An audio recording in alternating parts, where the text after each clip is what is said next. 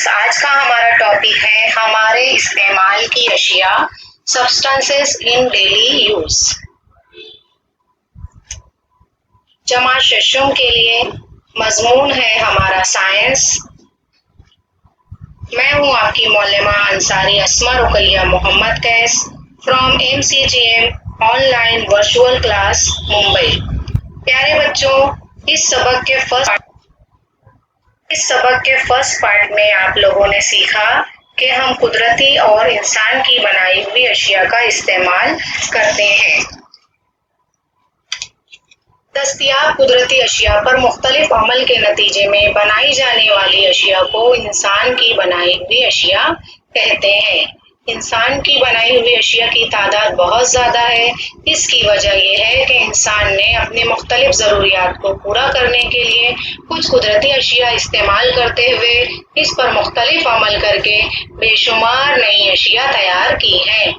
इंसान की बनाई हुई अशिया की मिसालें हैं कि इंसान ने तामीराती कामों के लिए कुछ अशिया बनाई हैं, जैसे ईंट, सीमेंट, कंक्रीट, गैलोनाइज्ड पत्रे, मिट्टी के खपरेल, प्लास्टिक, एस्बेस्टॉस के पतरे वगैरह।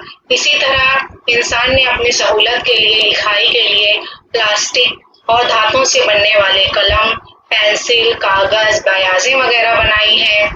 इसी तरीके से इंसान मुख्तलिफ मटेरियल इस्तेमाल करता है लिबास के लिए, पहनने के लिए नायलॉन और रियॉन वगैरह। तो बच्चों, आप लोगों ने इंसान की बनाई हुई अशिया की मिसालें इससे कबल के सेशन में पढ़ चुके हो। आज हम पढ़ेंगे production of man made substances, इंसान की बनाई हुई अशिया की तैयारी। इस सबक में हम देखेंगे रबर, कागज यानी कि पेपर, और हमारा तीसरा टॉपिक रहेगा मसनूई धागे, सिंथेटिक फाइबर्स और थ्रेड्स। ठीक है बच्चों, तो चलिए आगे बढ़ते हैं। आप उम्मीद है गौर से सबक को सुनेंगे और समझने की कोशिश करेंगे। पहला टॉपिक है हमारा रबर। हम रोजमर्रा जिंदगी में बहुत सी रबर की बनी हुई अशिया का इस्तेमाल करते हैं, जैसे इरेजर, टायर, गुब्बारा यानी कि balloons, rubber band, hand gloves, गर्म पानी की थैली, खिलौने वगैरह। रबर का नबाती नाम हेविया ब्राजीलियंसिस है, यानी कि रबर हम आम जिंदगी में इस्तेमाल करते हैं, लेकिन इसका नबाताती नाम हेविया ब्राजीलियंसिस है। रबर जो है वो रबर के दरख्त से इस्तेमाल किया जाता है। रबर की दो किस्में हैं। कुदरती रबर के दरख्त के अफराज से कुदरती रबर बनता है।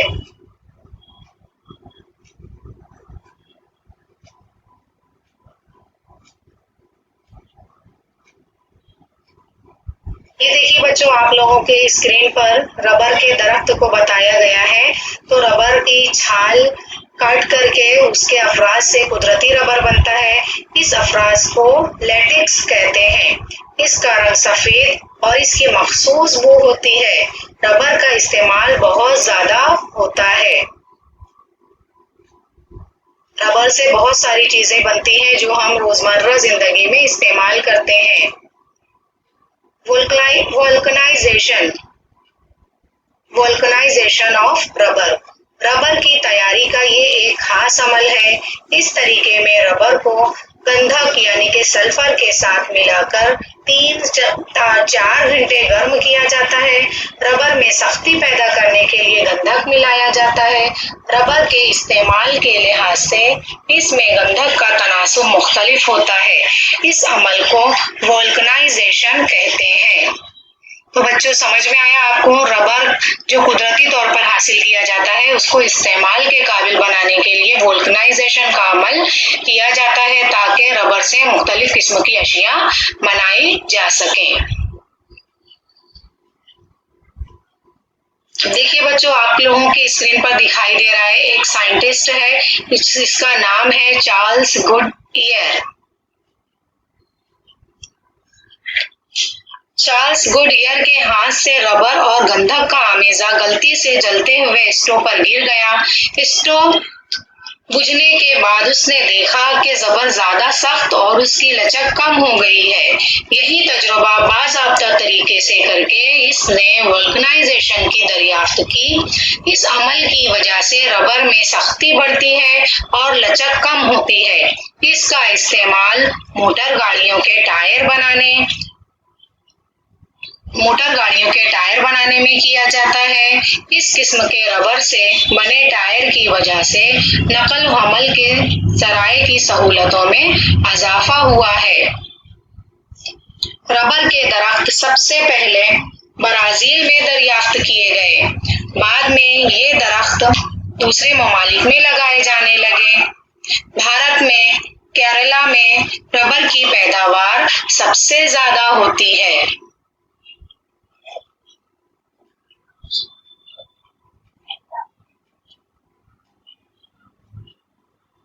अब देखिए बच्चों, आप लोगों को यहाँ पर रबर से बनी हुई मुख्तलिफ चीजें दिखाई दे रही है। Rubber is made using the sap और latex from rubber trees. It is used to make object such as tyres, hoses, boats and balloons, balls, eraser, rubber band और भी बहुत सारी चीजें हैं जो हम हमारी रोजमर्रा जिंदगी में यूज करते हैं।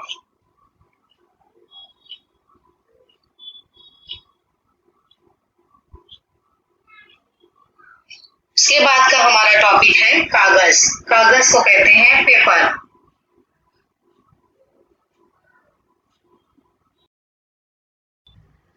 चलिए बच्चों, आगे का हमारा टॉपिक देखते हैं। आगे का हमारा टॉपिक है कागज। डियर स्टूडेंट्स, क्या आप जानते हैं कागज की ईजाद कहाँ हुई है? कागज की ईजाद मुल्क चीन में 100 कबल मसीह साल हुई थी। भारत में अखबारी कागज बनाने वाला पहला कारखाना 1955 में नेपा नगर मध्य प्रदेश में कायम किया गया। सोनगढ़ गुजरात में भी कागज बनता है। महाराष्ट्र में चंद्रपुर के करीब बल्लारपुर में भी कागज बनाने के कारखाने हैं। कागज बनाने के लिए सनोबर जैसे मखरूत नुमा दरख्तों की छाल का इस्तेमाल करते हैं। देखिए बच्चों, आप लोगों को यहाँ पर दिखाई दे रहा है कि सनोबर का दरख्त, उसे इंग्लिश में कहते हैं पाइन ट्री। सनोबर का दरख्त जो है वो मखरूत नुमा होता है और इसकी छाल से ही कागज बनाया जाता है।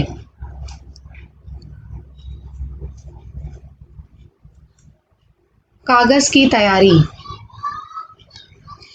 नबातात के खुलियात में मौजूद सेलुलोज के धागों से कागज तैयार किया जाता है।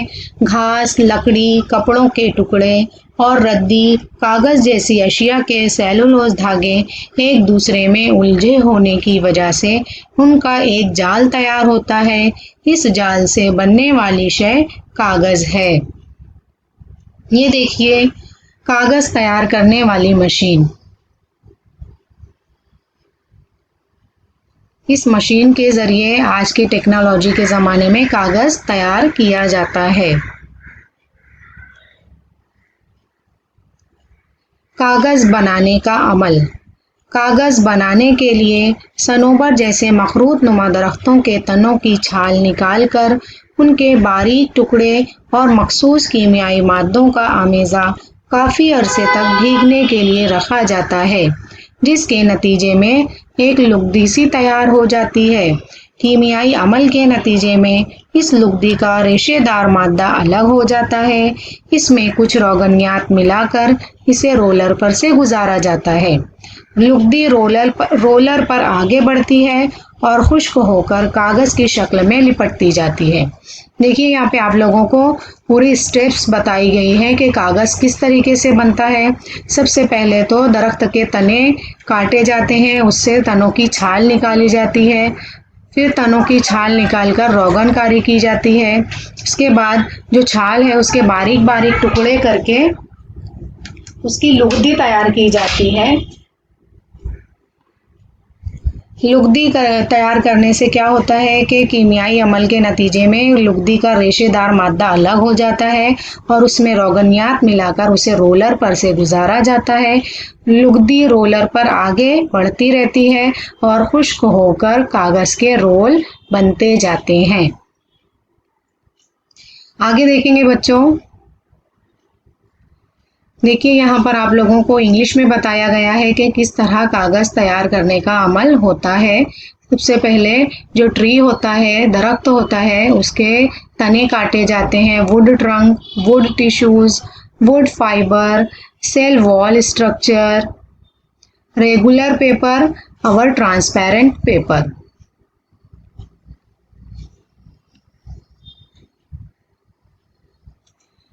ख्याल रखिए बच्चों, बयास के सादे कागज मत फाड़िए।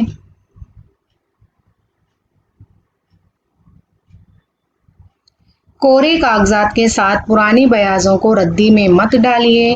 इश्तेहारी कागज की पुष्ट, डाक के लिफाफों के अंदरूनी कोरी सतह, कैलेंडर की पिछली कोरी सतह, इस तरह लिखने के लायक सफ़हात का मामूली बातें नोट करने, कवर चढ़ाने के लिए इस्तेमाल हो सकता है। इसलिए इनका मुकम्मल इस्तेमाल किए बगैर इन्हें रद्दी में हरगिज़ ना डालिए। जहाँ तक मुमकिन हो तख्ती कलम का इस्तेमाल कीजिए। याद रखिए, कागज चुनने वाले, रद्दी लेने वाले बिलवास्ता तरीके से इस दौलत के दोबारा मुनासिब इस्तेमाल में हमारे मददगार होते हैं। इसलिए बच्चों, हमें जहाँ तक हो सके पेपर यानी कि कागज़ को बचाना चाहिए, उसे डस्टबिन में नहीं डालना चाहिए। जब हम कागज़ बचाएंगे यानी कि हम दरख्त बचा रहे हैं, दरख्त को कटने से बचाएंगे। इसीलिए सेव पेपर सेव ट्रीज, आप पेपर बचाकर दरख्त बचा सकते हो। तो बच्चों, मैं उम्मीद करती हूँ कि आज के बाद आप अपनी क्लास में नोटबुक का इस्तेमाल करते हुए पेपर नहीं फाड़ेंगे। बहुत सारे बच्चे क्या करते हैं, कुछ गलती हो जाती है, कुछ गलत हो जाता है तो फ़ौरन से पेज फाड़ देते हैं और उसका रोल बना के डस्टबिन में डाल देते हैं। तो ऐसा बिल्कुल नहीं करेंगे बच्चों, क्योंकि आप पेपर बचाओगे यानी कि आप दरख्त बचाओगे। कागज़ बचाने के लिए ज़्यादा से ज़्यादा कागज़ का दोबारा इस्तेमाल कीजिए, है ना। क्या होता है, क्लास में हमारी कॉपी जो है वो भर जाती है, लेकिन कुछ पन्ने जो है हमारे खाली रह जाते हैं, तो हम उनका इस्तेमाल घर पर होमवर्क करने के लिए कर सकते हैं। इसी तरीके से जो मज़मून की हमारी कॉपियाँ होती हैं उस पर हम पुष्ट पर नहीं लिखते हैं, तो हम उसका इस्तेमाल भी घर पर होमवर्क करने के लिए या फिर कोई दूसरी प्रैक्टिस करने के लिए इस्तेमाल कर सकते हैं। इसी तरीके से जो न्यूज़पेपर होते हैं या जो रंगीन पेपर होते हैं, उन पेपर का इस्तेमाल हम टोकरियाँ बनाने के लिए या फिर बाल्टियाँ बनाने के लिए कर सकते हैं। देखिए यहाँ पे तस्वीर में कितनी अच्छी तरीके से टोकरी बनाकर दिखाई गई है। तो ये सब जो आर्ट है वो इस्तेमाल शुदा अशिया से हम बना सकते हैं। ये हम घर में रहकर बहुत अच्छे तरीके से सीख कर यूट्यूब पर बना सकते हैं। इसी तरीके से जो न्यूज़पेपर होता है बच्चों, उसका इस्तेमाल हम फूल बनाने के लिए, आर्टिफिशियल फूल या फिर अपने तरीके से कोई सजावट का सामान बनाने के लिए कर सकते हैं। तो दरख्तों को बचाने के लिए कागज़ बचाना बहुत ज़रूरी है। डियर स्टूडेंट्स, आप जानते हैं कि कपास, ऊन, रेशम, पटसन वगैरह से कुदरती तौर पर धागे हासिल होते हैं। आप ये भी जानते हैं कि लिबास धागे से बनते हैं, है ना। हम जो लिबास यानी कि कपड़े पहनते हैं वो किस चीज़ से बने होते हैं, वो धागे से बने होते हैं। बढ़ती हुई आबादी के लिए लिबास की ज़रूरत पूरी करने के लिए मसनूई धागे बनाने का ख्याल आने के बाद इस मैदान में बहुत तहकीक और तरक्की हुई है। अब अनगिनत किस्मों के मसनूई धागे दस्तयाब हैं। इन मसनूई धागों को nylon, Dacron, terylene, टेरिन, polyester, rayon जैसे मुख्तलिफ नाम दिए गए हैं। देखिए बच्चों, जो कुदरती रेशम का धागा होता है वो रेशम के कीड़े के कोया से हासिल किया जाता है। कोया को इंग्लिश में कहते हैं ककून, और रेशम का कीड़ा होता है ना। तो उस के जो अंडे होते हैं, अंडे से कोया बनता है, कोया से हासिल किया जाता है। एक कोया से तकरीबन 500 ता 1300 मीटर लंबा धागा हासिल होता है। कहा जाता है कि रेशम की पैदावार बड़े पैमाने पर सबसे पहले चीन में शुरू हुई। सिंथेटिक फाइबर्स, मसनूई धागे। हमारी रोज़मर्रा ज़िंदगी में हम बहुत सारे सिंथेटिक फाइबर्स का इस्तेमाल करते हैं। कॉटन के अलावा हम जितने भी धागों से बने लिबास इस्तेमाल करते हैं या चीज़ें इस्तेमाल करते हैं, वो तमाम धागे जो हैं वो मसनूई धागे हैं, सिंथेटिक फाइबर्स हैं। देखिए यहाँ पर आप लोगों को तस्वीर में दिखाई दे रहा है कि polyester, rayon, nylon, Dacron, terylene, terrain, ये सब जो है वो मुख्तलिफ नाम हैं। कदीम ज़माने में कुदरती धागों से बनने वाली तकरीबन तमाम चीज़ें आजकल मसनूई धागों से बन रही हैं। तो बच्चों, आजकल बहुत ज़्यादा मसनूई धागों का इस्तेमाल होता है। पुराने ज़माने में ज़्यादातर लोग सिर्फ कॉटन यानी कि सूती कपड़ों का इस्तेमाल करते थे, सूती कपड़े से बने हुए चीज़ों का इस्तेमाल करते थे। अब हम यहाँ देखेंगे नायलॉन। नायलॉन की इजाद न्यूयॉर्क और लंदन में एक ही वक्त में हुई, इसलिए न्यूयॉर्क का NY और लंदन का लॉन LON, इन हरूफ को यकजा करके इसे नायलॉन नाम दिया गया। लिबास, मछली पकड़ने का जाल और रस्सी बनाने में नायलॉन के धागे का इस्तेमाल होता है। तो बच्चों, आप लोगों को याद रखना है कि नायलॉन के धागे का इस्तेमाल कहाँ होता है। तो लिबास बनाने में, मछली पकड़ने के जाल बनाने में और रस्सी बनाने में नायलॉन के धागे का इस्तेमाल होता है। देखिए यहाँ पर नायलॉन के कितने रंग बिरंगे धागों के रील यहाँ पर आप लोगों के सामने दिखाई दे रही है। अब हम देखेंगे रेयॉन। रेयॉन का मतलब है सूरज की किरणों की तरह चमकदार। तो बच्चों, आप लोगों को याद रखना है कि रेयॉन का क्या मतलब होता है। रेयॉन का मतलब है सूरज की किरणों की तरह चमकदार। कपास और लकड़ी की लुगदी को सोडियम हाइड्रोक्साइड नामी मुरक्कब में हल किया जाता है। हासिल होने वाले महलूल से मशीनों की मदद से रेयॉन धागे तैयार किए जाते हैं। देखिए बच्चों, यहाँ पर जो रेयॉन धागे हैं वो अलग है। इसमें यहाँ पे केमिकल भी मिलाया जाता है। जो कपास होती है और लकड़ी की लुगदी को सोडियम हाइड्रोक्साइड नामी मुरक्कब में हल किया जाता है, मिक्स कर दिया जाता है, और जो महलूल हासिल होता है उससे मशीनों की मदद से रेयॉन धागे तैयार किए जाते हैं। ये बहुत मजबूत और चमकदार होते हैं, इसलिए इन्हें मसनूई रेशम भी कहते हैं। तो बच्चों, आप लोगों को याद रखना है कि रेयॉन को मसनूई रेशम कहते हैं। क्यों? क्योंकि ये चमकदार और मजबूत होते हैं, इसलिए इन्हें मसनूई रेशम कहते हैं। अब देखिए बच्चों, बहुत सारे मसनूई धागे हैं। डेक्रॉन, टेरिलीन, टेरिन जैसे मसनूई धागे तैयार करने के लिए मादनी तेल से हासिल होने वाली मुख्तलिफ हाइड्रोकार्बन अशिया के पॉलीमराइजेशन का अमल करके लंबे रेशे तैयार किए जाते हैं। इन रेशों को पेच देकर धागा बनाते हैं। पेच देना बोले तो बल देना है ना, 2-3 धागों को एक साथ बल देकर पेच देकर धागा बनाते हैं। मुख्तलिफ कीमियाई का अशिया का इस्तेमाल करके अलग अलग खुसूसियात के धागे बनाए जाते हैं। तो बच्चों, आप लोगों को यहाँ पर याद रखना है कि जो मसनूई धागे हैं, सिंथेटिक फाइबर्स हैं, वो किस तरीके से बनाए जाते हैं। तो डेक्रॉन, टेरिलिन और टेरेन जैसे जो सिंथेटिक फाइबर्स हैं वो कैसे हासिल होते हैं? मादनी तेल से हासिल होने वाले मुख्तलिफ हाइड्रोकार्बन अशिया के पॉलीमराइजेशन का अमल करके लंबे रेशे तैयार किए जाते हैं। अब यहाँ पर आप आगे देखेंगे कि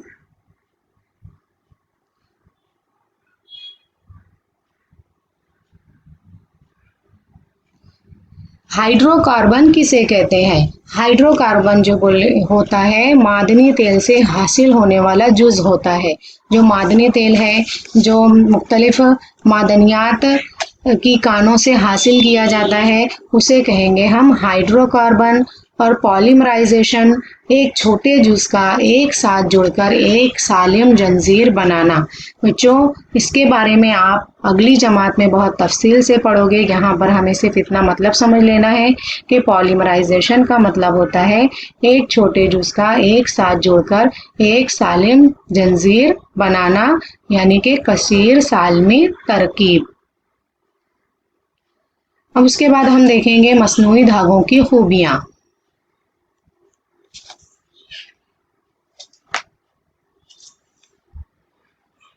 बड़े पैमाने पर बनाए जाते हैं।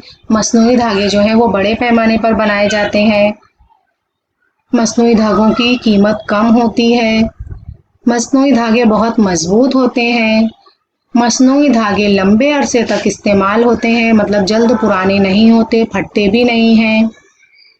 आब रोक ना भीगने वाले होते हैं, मतलब इसमें जो पसीना होता है वो पसीने की वजह से हमारा कपड़ा, हमारा लिबास भीगता नहीं है, ये आब रोक होते हैं। हल्के होने की वजह से इस्तेमाल में सहूलत होती है। चमकदार होने की वजह से शख्सियत में निखार आता है। इनसे बने कपड़ों पर शिकने नहीं पड़ते, धागे नहीं खिंचते। तो बच्चों, ये जो थी मसनूई धागों की खूबियां थी। अब हम देखेंगे कि मसनूई धागों की क्या खामियां हैं। आब रोक होने की वजह से जिस्म का पसीना जज्ब नहीं होता। ये इसकी बड़ी खामी है कि ये आब रोक होते हैं, जिसकी वजह से जिस्म का पसीना जो है वो जज्ब नहीं होता और इंसान को गर्मी लगती है। मुसलसल इस्तेमाल से जिल्द नम रहती है, जिससे बीमारियां होने का इम्कान होता है ना। अगर हम मसनूई धागों से बने कपड़े, रेशम के या नायलॉन, टेरलिन के कपड़े मुसलसल इस्तेमाल करते हैं तो जो हमारी जिल्द होती है वो नम रहती है, जिससे बीमारियां होने का इम्कान रहता है। बैक्टीरियल इन्फेक्शन हो जाता है स्किन पर, जो कि बहुत ही बुरी। प्यारे बच्चों, अब हम देखेंगे मसनूई धागों की खामियां। क्या खामियां होती हैं मसनूई धागों की? तो देखेंगे, हमारा पहला पॉइंट है कि आब रोक होने की वजह से जिस्म का पसीना जज्ब नहीं होता। ये जो धागे होते हैं वो मसनूई तौर पर बनाए जाते हैं, जिसमें पानी को रोकने की सलाहियत नहीं होती, जिसकी वजह से जिस्म का पसीना जो है वो जज्ब नहीं होता। मुसलसल इस्तेमाल से जिल्द नम रहती है, जिससे बीमारियां होने का इम्कान होता है ना। अगर मुसलसल हम मसनूई धागों से बने हुए लिबास इस्तेमाल करेंगे तो हमारी जिल्द जो है वो नम रहेगी, जिससे जो बैक्टीरियल इन्फेक्शन होने का खदशा रहेगा, बीमारियां होने का इम्कान बढ़ जाता है। ख़ास तौर पर मौसम गर्मा में इन धागों से बने कपड़े का इस्तेमाल तकलीफ़दा है। इस वजह से मौसम गर्मा में सूती कपड़ों का इस्तेमाल किया जाता है, क्योंकि सूती कपड़े कुदरती धागों से बनाए जाते हैं। ये धागे जिस्म के लिए आरामदा साबित होते हैं। ये जिस्म का पसीना जज्ब कर लेते हैं, इसलिए जिल्द नम नहीं रहती। अगर मसनूई धागों से बने कपड़े इस्तेमाल करें तो पसीना जज्ब नहीं होता, जिल्द नम रहती है। इसलिए मौसम गर्मा में सूती कपड़ों का इस्तेमाल करना चाहिए। तो बच्चों, ध्यान रहे कि मौसम गर्मा में जहाँ तक मुमकिन हो सके हमें सूती कपड़ों का इस्तेमाल ही करना चाहिए। ये फ़ौरन आग पकड़ लेते हैं। इनसे बने कपड़े जलने पर जिस्म से चिपक जाते हैं, इसलिए इनसे बने ज़ख्म संगीन और तकलीफ़दा होते हैं। अगर खुदा न खास्ता आग जैसा हादसा हमारे साथ पेश आ जाए और अगर हम मसनूई धागों से बने कपड़े पहने हुए हैं तो इनसे बने कपड़े जलने पर जिस्म से चिपक जाते हैं, यानी ये फ़ौरन जल जाते हैं और हमारे स्किन पर, जिल्द पर चिपक जाते हैं। इसलिए इनसे जो ज़ख्म बनते हैं वो बहुत संगीन और तकलीफ़दा होते हैं। खुर्दबीनी जानदारों के ज़रिए इनका तजज़िया नहीं होता, यानी कि जब ये कपड़े ख़राब हो जाते हैं, हम उसका डिस्कार्ड कर देते हैं, फेंक देते हैं, तो खुर्दबीनी जानदार जो है वो इसका तजज़िया नहीं कर पाते। जबकि अगर कुदरती धागों से बने कपड़े हम इस्तेमाल करेंगे तो खुर्दबीनी जानदार उनका तजज़िया कर सकते हैं। तो बच्चों, ये हुआ मसनूई धागों की खामियाँ। उम्मीद है बच्चों कि आपको ये सबक दिलचस्प मालूम हुआ होगा। साइंस पढ़ते वक्त आपने खुद सब कुछ समझा और जाना, लेकिन दूसरों का क्या ये सब बातें उन्हें मालूम है? हर वाक्य के पीछे साइंस होती है। हर एक को ये बात समझाना ज़रूरी है। आप अपने घर में अपने घर वालों को, अपने वालिदैन को, अपने बहन भाइयों को ये तमाम बातें बताएंगे, इसलिए आपने जो भी समझा है वो अपने रिश्तेदारों को, वालिदैन को, बहन भाइयों को बताइए, समझाइए, इसी लिहाज से बर्ताव भी कीजिए। और बच्चों, एक ख़ास बात जो है वो माहौल को बचाने के लिए दरख्तों की हिफाजत कीजिए। आप लोगों को दरख्तों की हिफाजत करना है। ठीक है बच्चों, थैंक यू।